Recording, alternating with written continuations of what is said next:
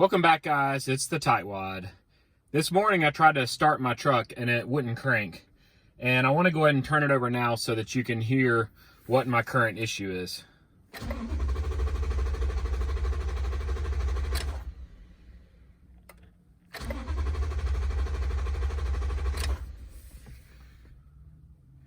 So no matter how many times I try to turn over the engine, it will never start.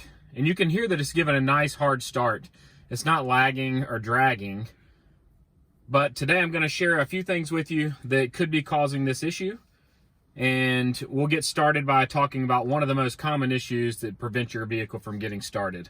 The way my vehicle tried to crank today tells me a couple of things. And the first thing is that it's not likely a battery issue. Since it was turning over at a rapid pace, but just not starting, that tells me that the battery is not likely dead or the one causing the issue.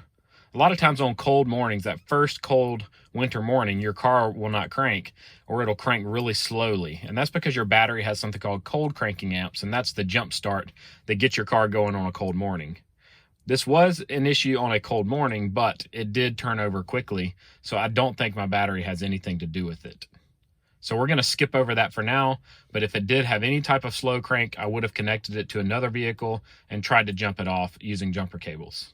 One of the easiest things to try first if your car won't start is to turn off the air conditioner, radio, unplug any additional electronics, turn off your DVD player if you have one, make sure your headlights are off, make sure your doors are closed. Basically, you want to eliminate any other electrical usage in your car and let everything be dedicated to the start. So get all of that stuff turned off and then try your key again and see if it'll power through that initial start.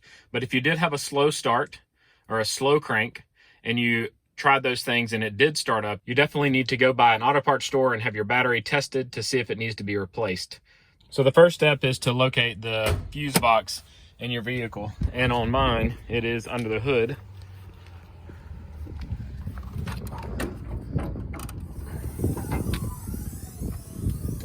And located right here behind the battery. And on mine, I just have a little push tab on the front.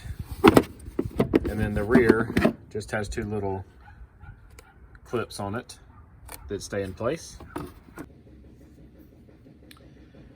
The inside of the fuse box cover, it actually has a diagram showing where all the fuses on the vehicle are located, and they're all labeled as well. There are 4 items in the fuse box that could cause your truck not to start. The first one is right here, labeled IGN, and is the fuse for the ignition switch on the vehicle. The second fuse is related to the fuel pump, and it's right here, and it's labeled with an F/PMP and is a 15 amp fuse.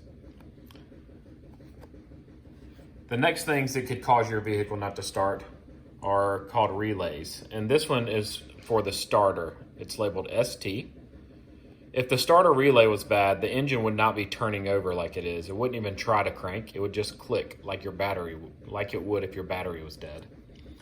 And then the last one we're going to discuss today is this relay here, and this is again F/PMP for the fuel pump.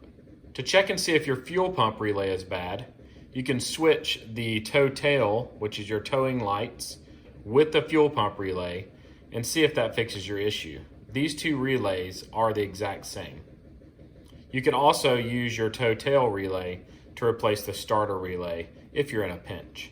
So we're looking at fuel pump relay, the starter relay, which is not our case here, the ignition fuse, and then the fuel pump fuse was the 10 amp one right here.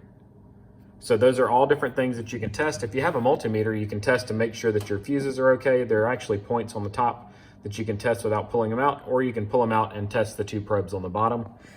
And it's a little more difficult to test these relays, but what you can do is you can swap a different relay. So all these relays are pretty much the same. And you could swap the one from the towing tail lights right here in the center of the screen and put it into the fuel pump temporarily to see if that fixes your issue. So you could swap this one into this spot and see if your vehicle starts. Now know that if your fuel is an issue, it may not have pumped fuel into the system for quite some time, so there may not be any fuel in the system, so you need to prime it first. You can turn the key to the on position several times to prime it. You may have to turn it completely over and let it prime itself, but don't expect it to start on the first try if it was a fuel pump related issue. So go ahead and give it a couple of tests with a full ignition turn to see if that's your issue. To replace fuses on mine, it's hard to get your fingers down in here if you've got big fingers like me. A pair of pliers will work, but these Tundras actually come with a little tool here right by the reserve fuse bank over here. So I should have a 30, a 15, a 10, and a 5, or a 7.5 over here. But I've used some of them. Like I said, I replaced this 10 amp before with my reserve. So I actually have to purchase some new ones to fill up my reserves now and to replace this one. But this little grabber tool helps me remove the fuses. So I just put it down on top of the fuse like this, and then squeeze it, and it lifts the fuse right out. It keeps me from having to go into the house and get a pair of pliers. So I need to get my other fuse and get it popped in, and then we'll give the truck a try and see if it starts. I just pushed the new fuse down in place. It really doesn't matter which direction they go. I try to keep them lined up, but you can see that there are a couple that are backwards in here. Some people turn it around backwards whenever they replace it, so they know if they have to replace it a second time, because if you continuously have to replace the same fuse, there could be something wrong in your wiring. But I'm gonna go ahead and try to start the truck now before I put the cover back on and close the hood, just in case there's something else I need to check on. With the new fuse in place, I'm gonna go ahead and put in my key and turn it and hope it starts right up. And it did. Now that the vehicle's running, I do want to let the motor run for 4 or 5 minutes just to make sure that it charges the battery again, because I did hold it in the start position trying to crank it a few different times for about 10 seconds. So I know that it started draining my battery, and the last thing I want to do is to come out here later and have my battery be dead and have to jump it off with another vehicle, because that's always a pain. So let it run for 4 or 5 minutes, let that alternator charge the battery back up. While we're discussing starting issues, I did want to cover a few other things that could be causing issues with your vehicle. So your air filter can get clogged up, and it causes these sensors to not sense enough airflow moving into the engine compartment. And what that does is it keeps the motor from starting. So it'll turn over just like we were just doing, but it won't allow the truck to start. So always check your air filter if it's not a simple fuse fix, and make sure your air filter's clean. That's a good practice to get it anyway. And one last thing to check that I've had issues with before is to check your spark plugs. So mine is a V8, so I have 8 spark plugs. If your spark plugs are misfiring, it could cause a delay start as well. And if you ever replace your spark plugs, go ahead and replace the spark plug wires too. I don't have to do all that today, fortunately. Mine was just a fuse issue, but I wanted you to know a few of the other things that would cause a delayed start or no start on your vehicle. My vehicle uses these short stubby fuses. They're called low profile mini fuses. Some vehicles have one that looks like this. These are standard mini fuses. And then others use these full-size fuses, and these are called blade fuses.